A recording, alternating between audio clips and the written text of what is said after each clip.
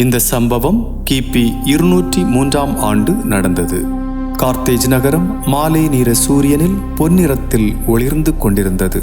வணிகர்களின் பேரம், குதிரைகளின் சத்தம், வீரர்களின் அணிவகுப்பு என்று நகரம் முழுவதும் கேட்டுக்கொண்டே இருந்தது. அந்த சத்தத்தின் பின்னால் ஒரு சொல்லப்படாத அமைதியும் இருந்தது. ராயனை வழிபடாத அனைவரையும் ரோம அரசாங்கம் கொன்று குவித்த காலம் அது. நகரத்தின் நடுவில் ஒரு சிறிய வீட்டின் முற்றத்தில் சில விசுவாசிகள் அமைதியாக கூடியிருந்தனர். அங்கே ஒரு இளம்பெண் பெர்பச்சுவா, வயது 22, கையில் ஒரு குழந்தையுடன் இருந்தார். அவர் ஒரு புது விசுவாசி. அவருடைய மனதில் வானத்தைப் போல் ஒரு தெளிவு இருந்தது. அவரின் அருகில் ஃபெலிசிட்டஸ் என்ற பெண் இருந்தார். அவர் 8 மாத கர்ப்பிணி. அந்த கர்ப்பிணி பெண்ணின் சுவாசம் கடினமாக இருந்தாலும் அவர் கண்களில் துளியளவும் பயமில்லை. ஒரு நம்பிக்கையின் ஒளி சூழ்ந்திருந்தது. சாதாரணமான இந்த இரு பெண்கள் பின்னாளில் அசாதாரணமான சரித்திரத்தை எழுதப் போகிறார்கள் என்பதை அப்பொழுது யாரும் அறியவில்லை. வீட்டு முற்றத்தில் கூடியிருந்த அனைவரும் வீட்டுக்குள் பிரவேசித்து ஜெபம் செய்ய ஆரம்பித்தார்கள். அவர்கள் ஜெபம் செய்து கொண்டிருந்த போது அந்த வீட்டின் மரக்கதவு உடைந்து விழுந்தது. ரோம வீரர்கள் திடீரென உள்ளே புகுந்தனர். பெர்பச்சுவா தன் குழந்தையை தழுவிக்கொண்டார். ஃபெலிசிட்டஸ் தன்னுடைய வயிற்றை கைகளால் பாதுகாத்து கொண்டார். வீரன் ஒருவன் உரக்க கத்தினான், பேரரசரின் உத்தரவின்படி நீங்கள் அனைவரும் கைது செய்யப்படுகிறீர்கள். ஒரு கணத்தில் அவர்கள் வாழ்வு தகர்ந்து போனது போன்ற உணர்வு உண்டானது. அனைவரும் கைது செய்யப்பட்டு சிறையில் அடைக்கப்பட்டனர். அவர்கள் அடைக்கப்பட்ட அந்த இருண்ட அறை நிசப்தமாயிருந்தது. காற்றில் ஈரம் கலந்திருந்தது. சிறைச்சாலையின் சுவர் ஈரத்தால் வழிந்து கொண்டிருந்தது. சங்கிலிகளின் சத்தம் ஒருவித பயத்தை உருவாக்கி கொண்டிருந்தது. இரும்பின் வாசனை அந்த இடத்தையே பதற்றத்தில் ஆழ்த்தியிருந்தது. சிறு குழந்தையின் தாயான பெர்பச்சுவா இரவெல்லாம் விழித்திருந்தார். அறையின் மங்கின வெளிச்சத்தில் ஏதோ எழுதி கொண்டிருந்தார்.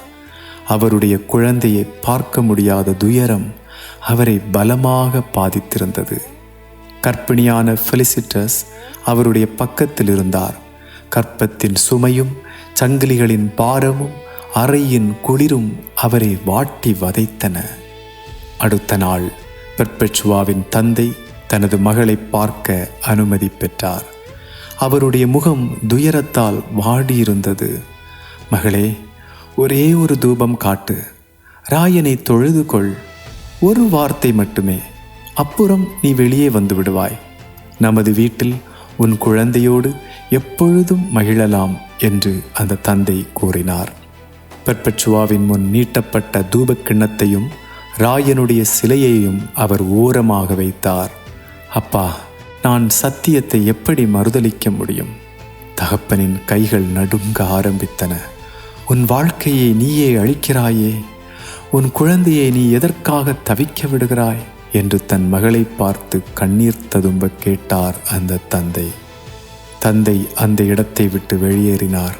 மகளின் கண்கள் கண்ணீரால் நிறைந்தது. ஆனாலும் அவர் தன்னுடைய விசுவாசத்தில் உறுதியாக நின்றார். பெர்பச்சுவாவின் தகப்பன் ஒரு செல்வந்தன். வீட்டில் சகலவித வசதிகளோடும் மகிழ்ச்சியாக வாழ வேண்டிய மகள் இப்போது சிறைச்சாலையில் வாடிக்கொண்டிருந்தார். அவருடைய பக்கத்தில் படுத்திருந்த கர்ப்பிணியான ஃபெலிசிட்டஸும் ஒருவித பயத்துடனும் ஏக்கத்துடனும் காணப்பட்டார்.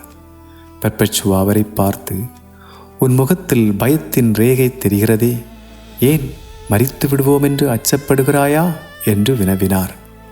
அதற்கு பதிலளித்த ஃபெலிசிட்டஸ், மரணத்தை குறித்த அச்சம் எமக்கில்லை, கிறிஸ்துவுக்காக என் உயிரை கொடுக்க முடியாமல் போய்விடுமோ என்று அஞ்சுகிறேன் என்றார். ஏன் அவ்வாறு சிந்திக்கிறாய்? பெர்பச்சுவாவின் கேள்வி இது. ஒரு கர்ப்பிணி பெண்ணுக்கு ரோமர்கள் மரணத் தண்டனை நிறைவேற்ற மாட்டார்கள் என்பது உமக்கு தெரியாதா? நான் சீக்கிரமாகவே என் குழந்தையை பெற்றெடுக்க வேண்டும். கிறிஸ்துவின் பந்தியில் உம்மோடு கூட பங்கடையக்கூடாமல் போய்விடுமோ என்ற அச்சம் என்னில் மேலோங்குகின்றது என்று ஃபெலிசிட்டஸ் பதிலளித்தார். பெர்பச்சுவா அவரின் கரத்தை பற்றி கொண்டு, பயப்படாதே, நாம் இருவரும் சேர்ந்தே கர்த்தருடைய பந்தியில் பங்கடையலாம் என்று கூறினார். ஒரு இரவு சிறைச்சாலை முழுவதும் ஃபெலிசிட்டஸின் அழுகை சத்தம். பிரசவ வேதனையில் துடித்து கொண்டிருந்தார். அவருடைய சத்தம் அந்த ஈரமான சுவர்களில் எதிரொலித்து கொண்டிருந்தது. வலியால் துடித்து கொண்டிருந்த ஃபெலிசிட்டஸை அங்கிருந்த சிறை காவலர்கள் ஏளனமாய் பரியாசம் பண்ணி சிரித்து கொண்டிருந்தார்கள். இந்த வலிக்கே இப்படி அழுகிறாயே? அரங்கத்தில் கொடிய மிருகங்கள் உன்னை பீறி போடும் போது நீ என்ன செய்வாய் என்று கேட்டார்கள். அதற்கு ஃபெலிசிட்டஸ், இந்த துன்பத்தை நான் இப்பொழுது எனக்காக அனுபவிக்கிறேன். ஆனால் நான் மரணத்தை சந்திக்கும் நாளில் கிறிஸ்துதாமே என்னில் துன்பப்படுவார் என்று தளர்ந்து போன குரலில் அதே சமயம் உறுதியுடன் பதிலளித்தார். பெர்பெச்சுவா ஃபெலிசிட்டஸின் கரத்தை பற்றி கொண்டு ஆறுதல் படுத்தினார். கடுமையான குளிரின் அந்த இரவில் ஈரமான அந்த அறையில் ஒரு அழகான குழந்தையின் சத்தம் கேட்டது. குழந்தையின் முதல் அழுகை அந்த இடத்தில் ஒரு நம்பிக்கையின் சத்தமாகவே ஒலித்தது. புதிதாக பிறந்த குழந்தையை ஃபெலிசிட்டஸ் அணைத்து கொண்டார். அவரது கண்ணீர் அந்த பிஞ்சு குழந்தையின் முகத்தில் விழுந்தது. ஃபெலிசிட்டஸ் குழந்தையை முத்தமிட்டார். குழந்தை உடனடியாகவே அவ்விடம் விட்டு கொண்டு செல்லப்பட்டது. குழந்தை தன்னிடமிருந்து எடுத்துச் செல்லப்படுவதை ஏக்கத்துடன் பார்த்து கொண்டிருந்தார் ஃபெலிசிட்டஸ். மரண தண்டனை நிறைவேற்றப்பட வேண்டிய நாள் நெருங்கிக் கொண்டிருக்கும் வேளையில் பெர்பெச்சுவா ஒரு கனவு கண்டார். ஒரு வானளாவிய ஏணி. அந்த ஏணி முழுவதும் கூர்மையான கத்திகள். ஏணிக்கு கீழே ஒரு பயங்கரமான நாகம். அந்த ஏணியில் அவர் கால் வைத்தபோது நாகம் பின்வாங்கியது. அவர் ஏணியை பிடித்து மேலே ஏறினார். கைகளிலும் கால்களிலும் இரத்தம் சொட்டி கொண்டிருந்தது. ஆகிலும் விடாமல் தொடர்ந்து மேல் நோக்கி சென்றார். அந்த ஏணியின் உச்சியில் ஒளியாலும் அமைதியாலும் நிரம்பிய ஒரு அழகான தோட்டம் இருந்தது. அங்கே ஒரு மேய்ப்பர் அவரை இன்முகத்துடன் வரவேற்றார். அந்த காட்சி அவருடைய உள்ளத்தில் ஒரு அசைக்க முடியாத அமைதியை ஊட்டியது. அந்த அமைதி காவலர்களையே அதிர வைத்தது. முன்பு இவர்களை பார்த்து ஏளனமாக சிரித்த காவலர்கள் இப்போது அமைதியாக, உங்களுக்கு இந்த தைரியம் எங்கிருந்து வந்தது என்று கேட்டு ஆச்சரியப்பட்டார்கள். ரோமர்கள் எதிர்பார்த்த பயம் இவர்களிடம் துளியளவும் இல்லை.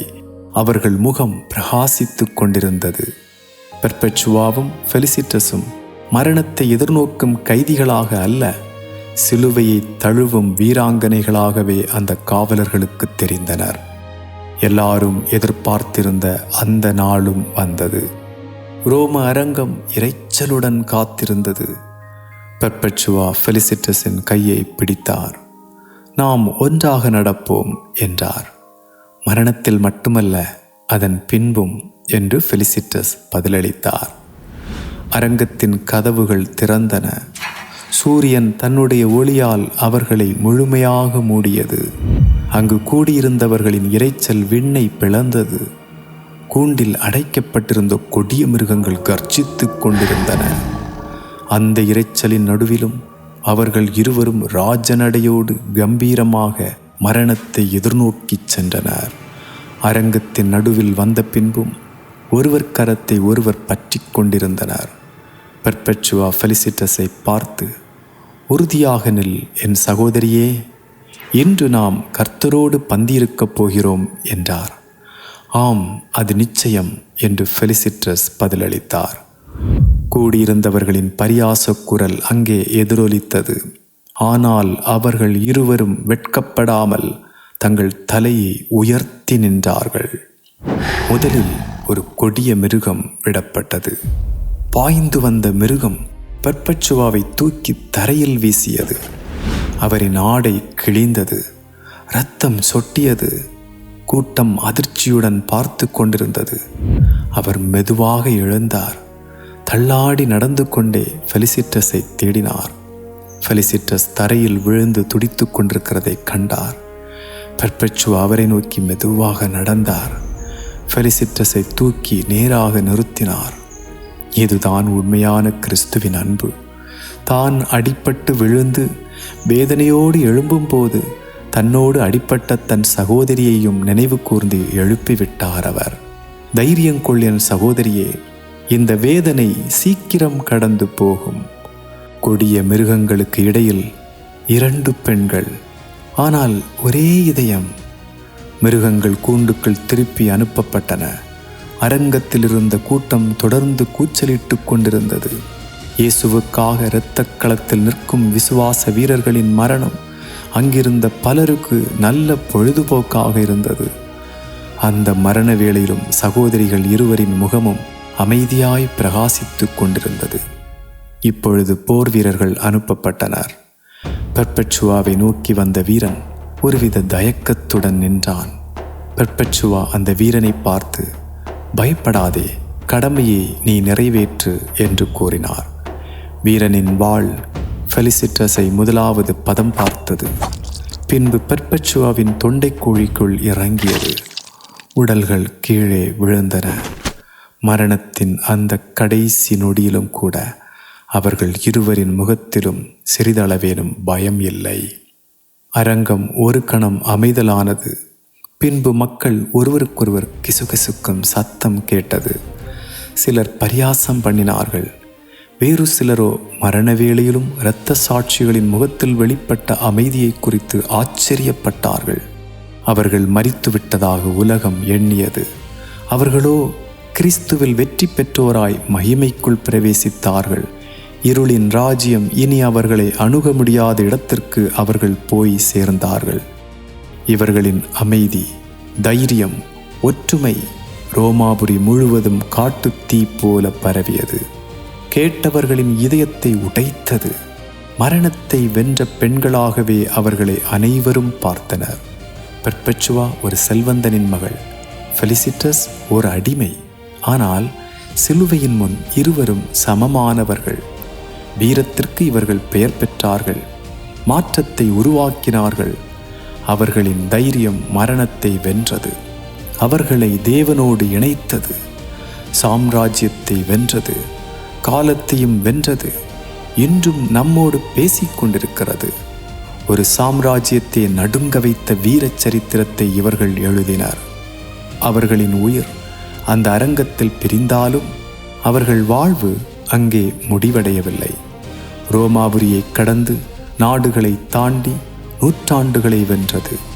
இன்று வரை அவர்கள் பெயர்கள் ஒலித்து கொண்டிருக்கின்றன.